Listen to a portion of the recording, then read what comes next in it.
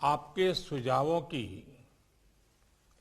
इस वर्ष के बजट में बहुत अहम भूमिका रही है और आपने भी जब बजट देखा होगा तो आप सबके ध्यान में आया होगा कि आपके सुझावों को, आपके विचारों को इसमें समाविष्ट करने का भरसक प्रयास किया गया है। वो काम तो हो गया।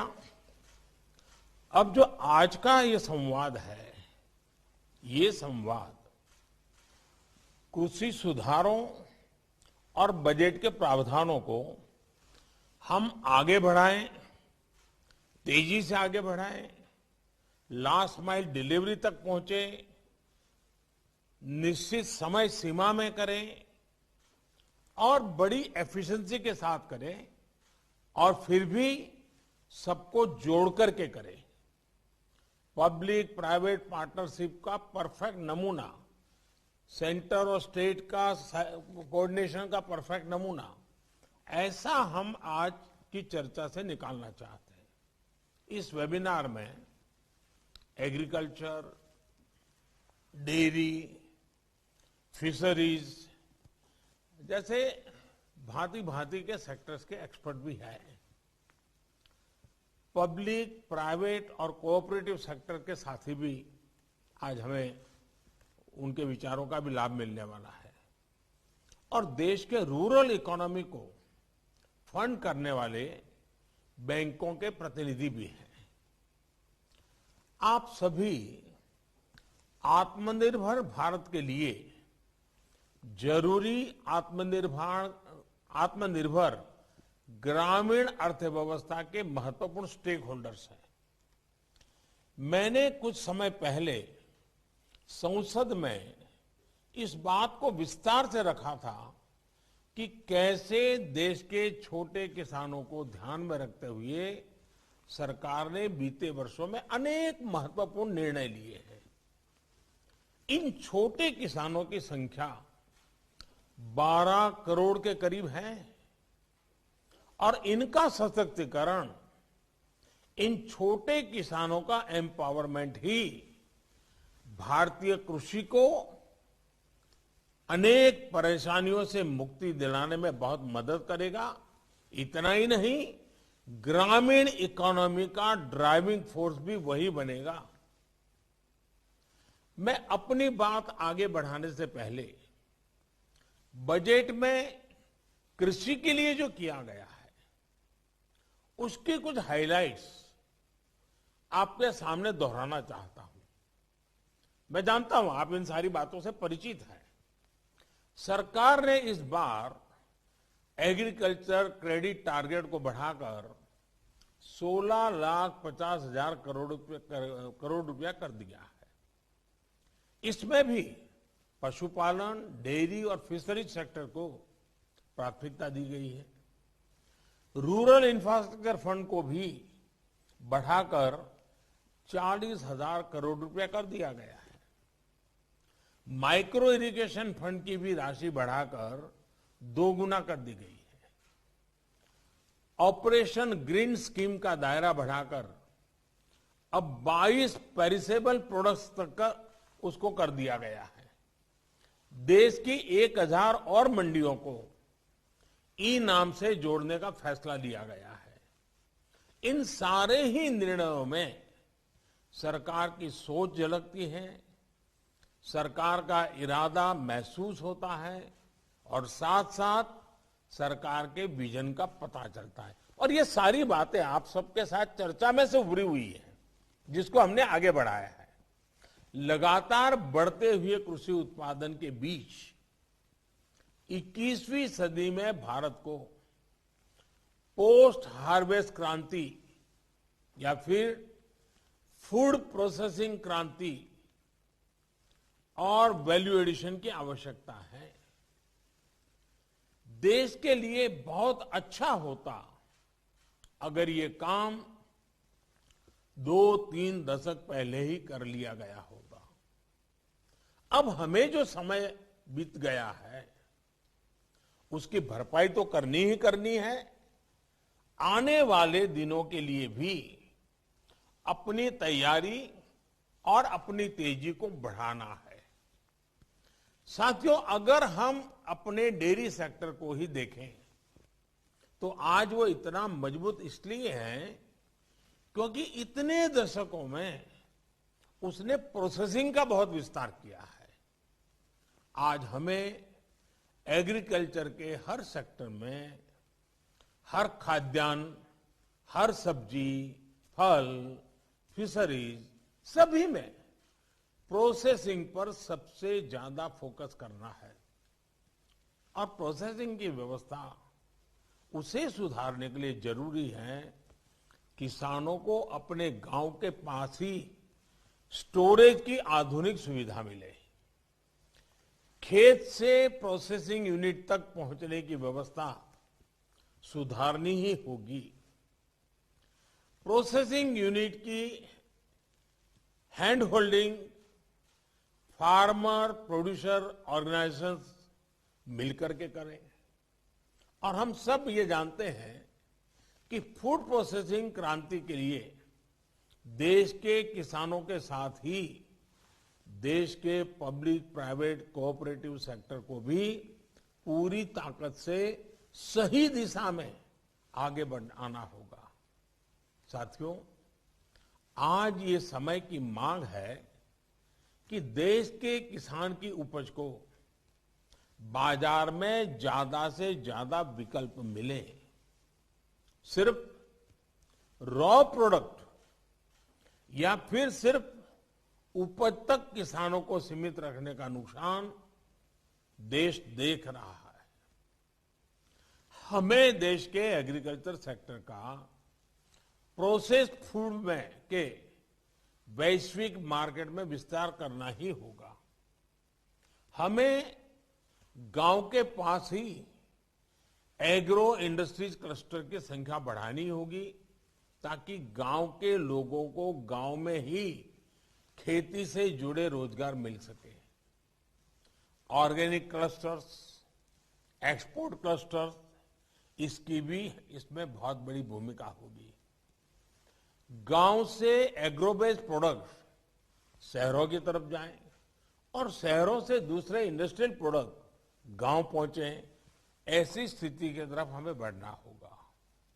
अभी भी लाखों माइक्रो फूड प्रोसेसिंग यूनिट्स देश में चल रही है, लेकिन उनका विस्तार करना, उनके सामर्थ्य को बढ़ाना, ये आज समय की मांग है, बहुत जरूरी है।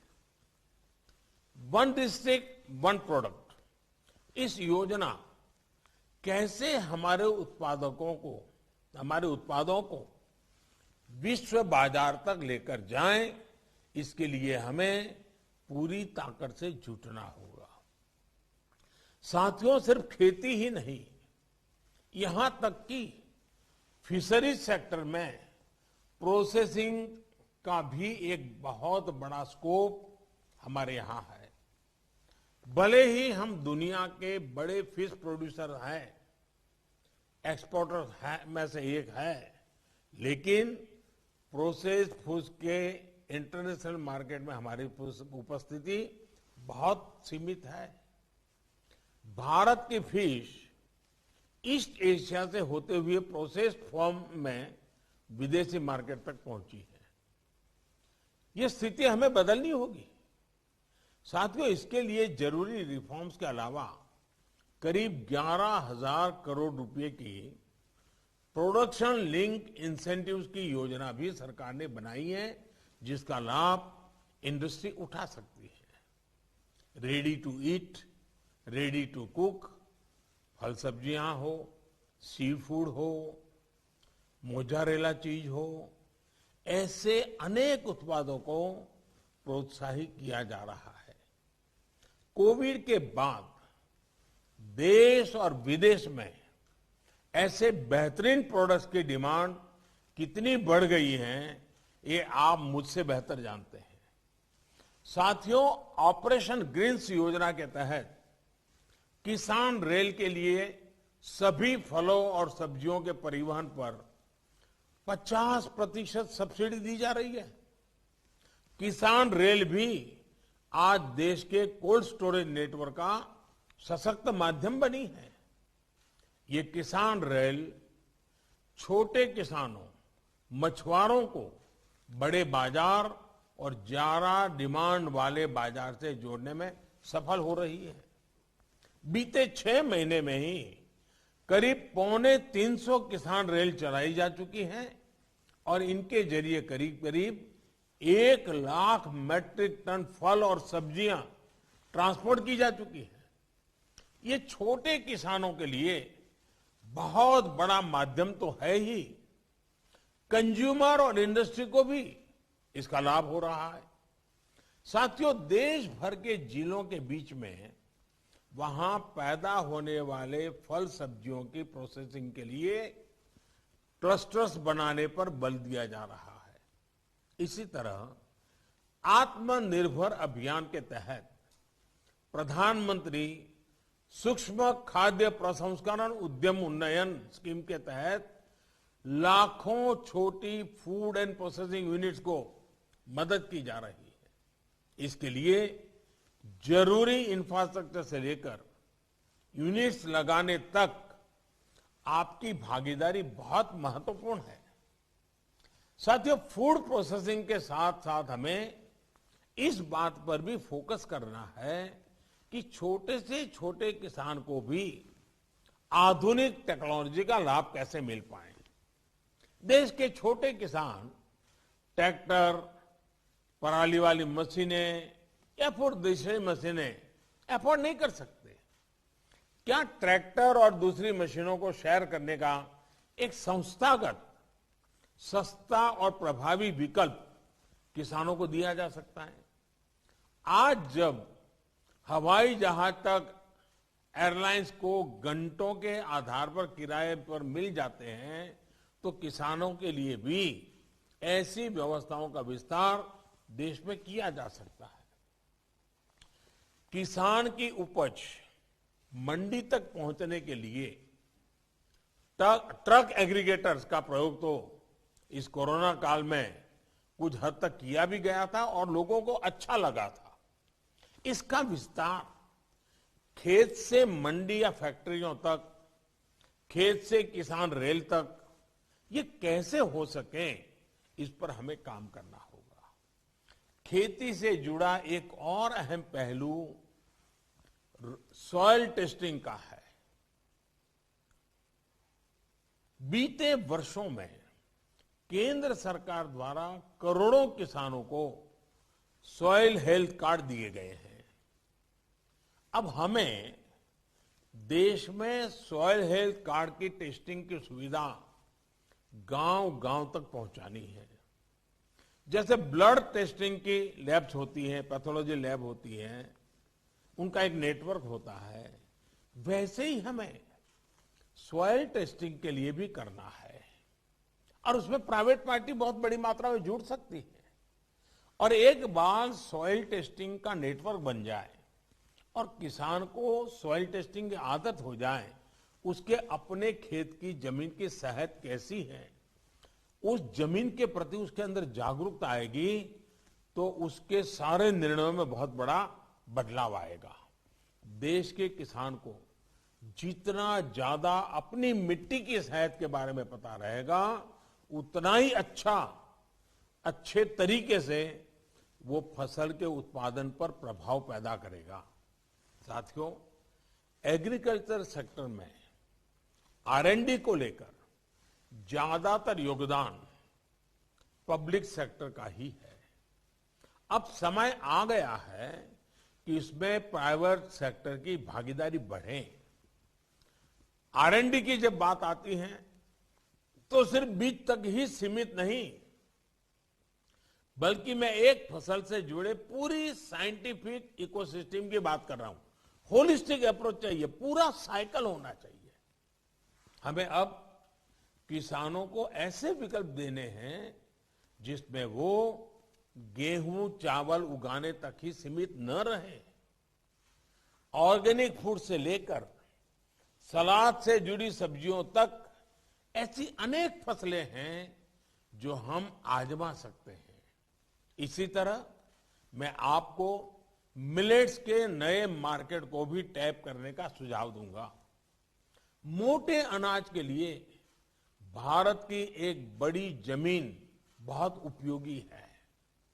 ये कम पानी में भी बेहतरीन उपज देते हैं। मिलेट्स की डिमांड पहले ही दुनिया में बहुत अधिक थी। अब कोरोना के बाद तो ये इम्यूनिटी बूस्टर के रूप में बहुत पॉपुलर हो चुका है। इस तरफ किसानों को प्रोत्साहित करना भी फूड इंडस्ट्री के साथियों की बहुत बड़ी जिम्मेदारी है। साथियों, सीवीड और बी वैक्स, आज हनी का हमारे यहां धीरे धीरे फैला हो रहा है और किसान भी हनी बी की दिशा में काम कर रहे हैं। ऐसे में समुद्री तट पर सीवीड और बाकी क्षेत्रों में हनी बी और फिर बी वैक्स, इसके मार्केट को टैप करना भी समय की जरूरत है। सीवीड की फार्मिंग के लिए देश में बहुत संभावना है, क्योंकि एक बहुत बड़ी कोस्टलाइन हमारे पास है। सीवीड से हमारे मछुआरों को आमदनी का एक बड़ा माध्यम मिलेगा। इसी तरह हम शहद के व्यापार में तो बेहतर कर रहे हैं। हमें बी वैक्स के लेकर भी अपनी भागीदारी और बढ़ानी है। इसमें आपका ज्यादा से ज्यादा कंट्रीब्यूशन कैसे हो सकता है, इस पर भी आज जब दिन भर आप चर्चा करेंगे, विचार विमर्श करेंगे, तो जरूर अच्छी अच्छी बातें उभर करके आएगी। जब प्राइवेट सेक्टर की ये भागीदारी बढ़ेगी तो स्वाभाविक रूप से किसान का भरोसा भी बढ़ेगा।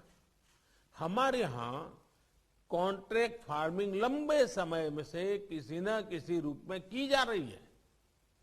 हमारी कोशिश ये होनी चाहिए कि कॉन्ट्रैक्ट फार्मिंग सिर्फ एक व्यापार बनकर ना रहे, बल्कि उस जमीन के प्रति हमारी जिम्मेदारी को भी हम निभाएं। हमें किसानों को ऐसी टेक्नोलॉजी, ऐसे बीज उपलब्ध कराने हैं जो जमीन के लिए भी हेल्दी हो और न्यूट्रिशन की मात्रा भी उनमें अधिक हो। साथियों, देश की खेती में सिंचाई से लेकर बुआई, कटाई और कमाई तक टेक्नोलॉजी का एक संपूर्ण समाधान मिले, इसके लिए हम सबको मिलकर के एकजुट प्रयास कर रहे हैं। हमें एग्रीकल्चर सेक्टर से जुड़े स्टार्टअप्स को बढ़ावा देना होगा, युवाओं को जोड़ना होगा। कोरोना के समय में हमने देखा है कि कैसे अनेकों स्टार्टअप्स ने फलों और सब्जियों को लोगों के घर तक पहुंचाया है। और ये खुशी की बात है कि ज्यादातर स्टार्टअप्स देश के नौजवानों द्वारा ही शुरू किए गए हैं। हमें इन्हें लगातार प्रोत्साहित करते होगा। ये आप सभी साथियों की सक्रिय भागीदारी के बिना संभव नहीं है। किसानों को ऋण, बीज, खाद और बाजार, ये किसान की प्राथमिक जरूरत तो है ही, जो उसे समय पर चाहिए।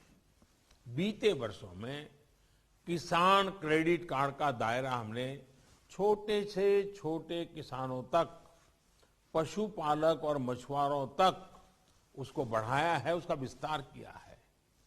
हमने अभियान चलाकर पिछले एक साल में 1,80,00,000 से ज्यादा किसानों को किसान क्रेडिट कार्ड दिए हैं। क्रेडिट का प्रावधान भी 6-7 साल पहले की तुलना में 2 गुने से ज्यादा किया गया है।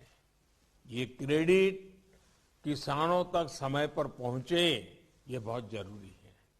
इसी तरह ग्रामीण इंफ्रास्ट्रक्चर की फंडिंग में भी आपकी भूमिका अहम है। 1,00,000 करोड़ रुपए के इंफ्रा फंड का इंप्लीमेंटेशन भी उत्साहवर्धक है। इस कदम से खरीद से लेकर स्टोरेज तक की पूरी चेन के आधुनिकीकरण को प्रोत्साहन मिलेगा। इस बजट में तो देश भर के एपीएमसीज को भी इस फंड का लाभ देने का फैसला किया गया है। देश में जो 10,000 एफपीओज बनाने जा रहे हैं, इससे एक बहुत ही सशक्त कोऑपरेटिव की व्यवस्था बन रही है।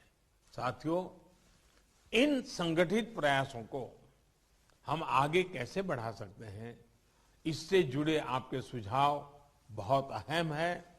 इस क्षेत्र में आपका एक अनुभव है, आपका एक विजन है। सरकार की सोच, सरकार का विजन, सरकार की व्यवस्था, आपकी शक्ति, ये हमें मिला करके देश के कृषि क्षेत्र में बदलाव लाना है। इस संवाद के दौरान आप जो भी सुझाव भारत की कृषि के लिए, भारत की ग्रामीण अर्थव्यवस्था के लिए आपकी तरफ से जो भी विचार आएंगे, उनसे सरकार को बहुत मदद मिलेगी। आपके क्या प्लान है, सरकार और आप सभी साथ मिलकर कैसे चलेंगे, इस पर आप सभी खुले मन से चर्चा करें। आपके मन में जो विचार है जरूर दीजिए। हाँ, आपको लगता है कि बजट में ऐसा ना होता तो अच्छा होता, ये होता तो अच्छा होता, तो कोई ये आखिरी बजट नहीं है। इसके बाद भी कई बजट हम लेकर के आने ही वाले हैं। आप लोगों ने हमें सेवा करने का मौका दिया है तो हम करते रहेंगे। इस बार तो जो बजट में आया है, उसको आने वाले एक साल में कैसे लागू करना, जल्दी से जल्दी लागू करना, ज्यादा से ज्यादा लोगों तक लाभ पहुंचाना, इसी पर आज का संवाद फोकस रहेगा, केंद्रित रहेगा। बहुत लाभ होगा। मैं चाहता हूं कि आपकी एक खुले मन की चर्चा हमारे खेतों को, हमारे किसान को, हमारे एग्रीकल्चर सेक्टर को, हमारे ब्लू इकोनॉमी के क्षेत्र को, हमारी व्हाइट रिवॉल्यूशन के क्षेत्र को बहुत बड़ी ताकत देगी। फिर एक बार मैं आपका बहुत बहुत आभार व्यक्त करता हूं। धन्यवाद।